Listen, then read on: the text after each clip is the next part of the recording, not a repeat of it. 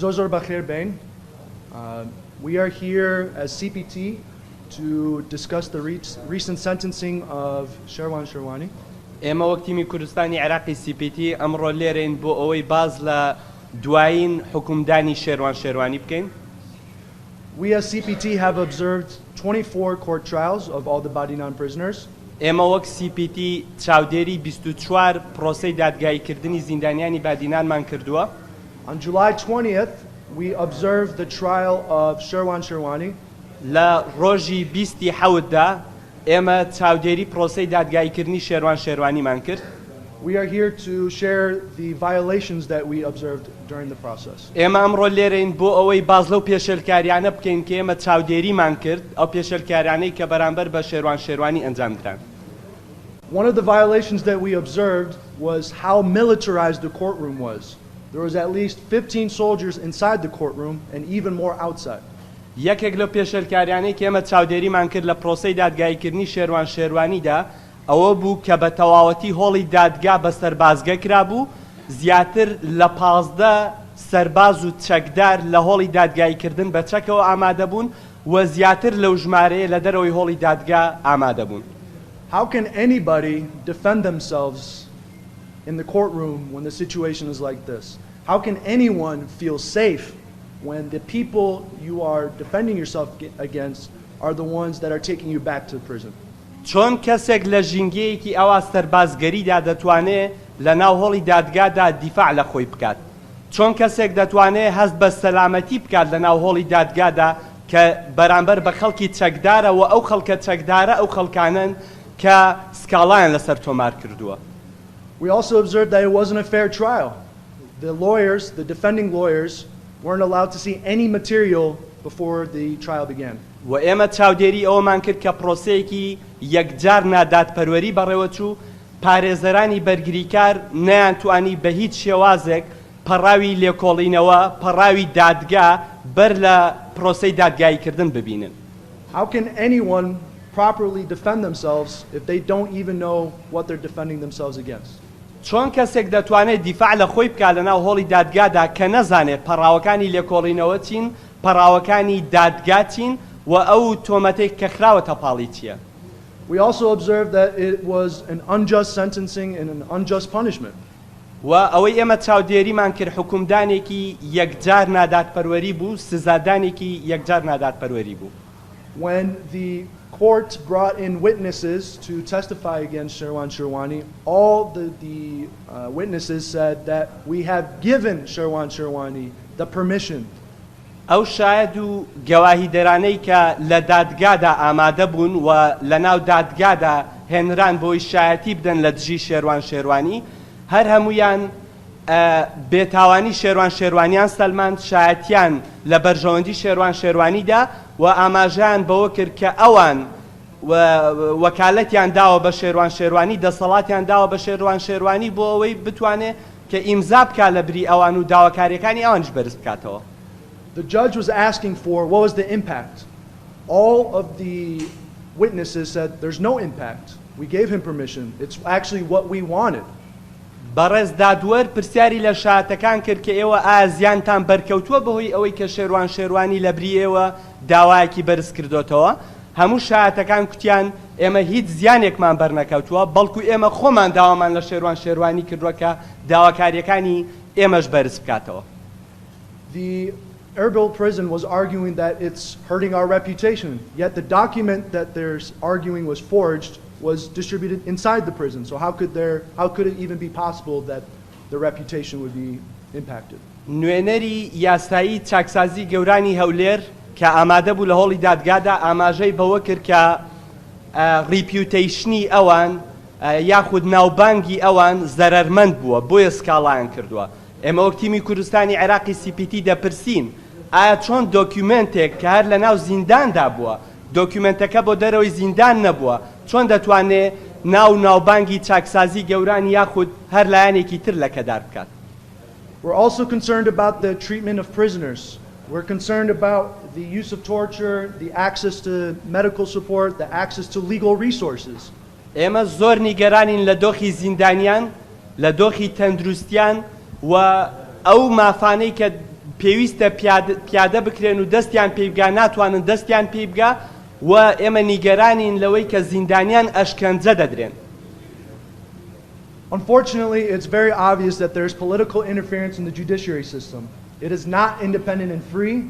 The judiciary system is being used as a political tool to punish, suppress, and oppress activists and journalists. بەداخەوە ئەوەی کە ئێمە تێبینیمان کردووە ئەوەیە کە سیستەمی دادوەری لە هەرێمی کوردستاندا سەربەخۆ نییە، بەڵکو حزبە سیاسیەکان بە تەواوەتی دەستێوەردان دەکەن لە پرۆسەی دادگاییکردندا و دادگا و دادوەرەکان بەکاردەهێنرێن وەک کەرەستەیەکی سیاسی بۆ سزادان، سەرکوتکردن، وەستەمکردن لە دژی ئازادی ڕادەربڕین لە هەرێمی کوردستاندا.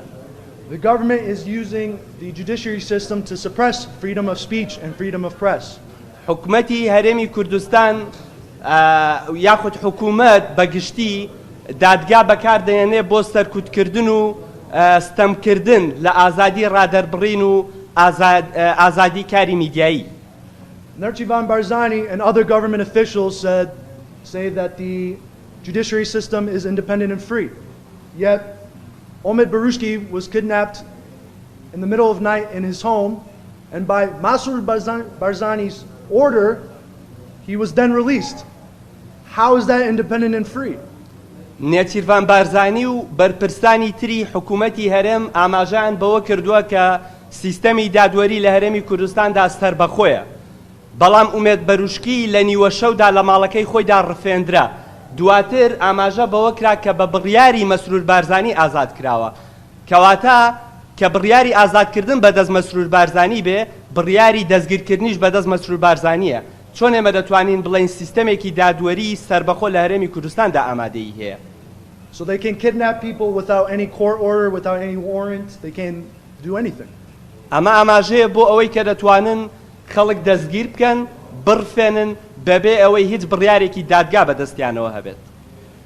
There's an agenda of a power higher than even the president.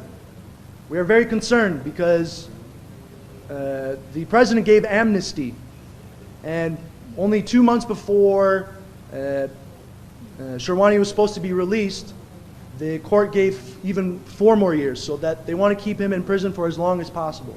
تیمی کوردستانی عێراقی CPT پێی وایە ئەجێندایەکی سیاسی باڵا بەرزتر تەنانەت لە بڕیاری سەرۆکی هەرێم هەیە لەم دۆسیەی زیندانیانی بادیناندا بۆ ئەوەی شێروانی و هاوڕەکانی لە زینداندا بهێڵێتەوە.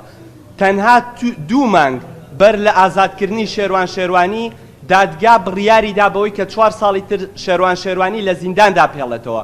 بۆ ئێمە پێمان وایە دەسەڵاتێکی سەروتر تەنانەت لە دەسەڵاتی نێچیروان بارزانی سەرۆکی هەرێمی کوردستان هەیە بۆ ئەوەی شێروانی و هاوڕەکانی بۆ ماوەیەکی زیاتر ئەوەندەی کە خۆیان دەیانەوێت لە ناو زینداندا بیهێڵنەوە. Sherwani is being targeted. شێروانی بە ئامانج گیراوە. Journalists and activists are being targeted. ڕۆژنامەوانان و چالاکوانان بە ئامانج گیراون. Freedom of speech is being targeted. ئازادی ڕادەربڕین بە ئامانج گیراوە. Independent journalists are being targeted. ڕۆژنامەوانانی سەربەخۆ بە ئامانج گیراون. Iraqi Kurdistan is not a safe place for activists and journalists to speak out against injustice. هەرێمی کوردستانی عێراق هەرێمێکی سەلامەت نییە بۆ ڕۆژنامەوانان و چالاکوانان کە بتوانن بە ئازادی قسەی خۆیان بکەن. In the last 6 months, we know of at least 9 people who have left Iraqi Kurdistan because they fear for their life or the life of their families. ئێمە وەک تیمی کوردستانی عێراقی CPT ئاگادارین کە بە تەنها لە 6 مانگی ڕابردوودا بەلایانی کەمەوە 9 ڕۆژنامەنووسی سەربەخۆ هەرێمی کوردستانیان بەجێهێشتووە بەهۆی ئەو هەڕەشانەی کە لەسەر خۆیان و خانەوادەکانیان هەیە. So what are we asking for? ئەوەی کە ئێمە داوای دەکەین ئێستا ئەوەیە. In court, Sherwani said, I'm not broken. It's you who are broken. لە کاتی پرۆسەی بەڕێوەچوونی دادگادا شێروانی گوتی من نەشکاوم، ئەوەی شکاوە ئێوەن. We echo that statement. ئێمەش هەمان وتەی شێروانی دووبارە دەکەینەوە. The judiciary system has completely failed. سیستەمی دادوەری لە هەرێمی کوردستاندا بە تەواوەتی شکستی هێناوە. It is not independent and it is subject to political interference. سیستەمی دادوەری لە هەرێمی کوردستاندا سەربەخۆ نییە، بەڵکو لەلایەن لایەنە سیاسیەکانەوە فشاریان لەسەرە. We call for the release of Sherwan Sherwani and all Badinan prisoners. ئێمە داوای ئازادکردنی شێروان شێروانی و تەواوی زیندانیانی بادینان دەکەین. We call on the consulates, the international community, parliamentarians, anybody, to use their voices, to use their diplomatic channel, to use all of their resources to pressure the KRG, to question the KRG. ئێمە داوا لە کونسوڵخانەکان دەکەین لە هەرێمی کوردستان، داوا لە کۆمەڵگەی نێودەوڵەتی دەکەین، داوا لە پەرلەمانتاران دەکەین هەمویان دەنگی خۆیان بەکار بهێنن، دەنگی خۆیان بخەنە پاڵ ئەو دەنگانەی کە داوای سیستەمێکی دادوەری سربەخۆ دەکەن لە هەرێمی کوردستان و داوای ئازادکردنی ڕۆژنامەنووسانی زیندانی دەکەن.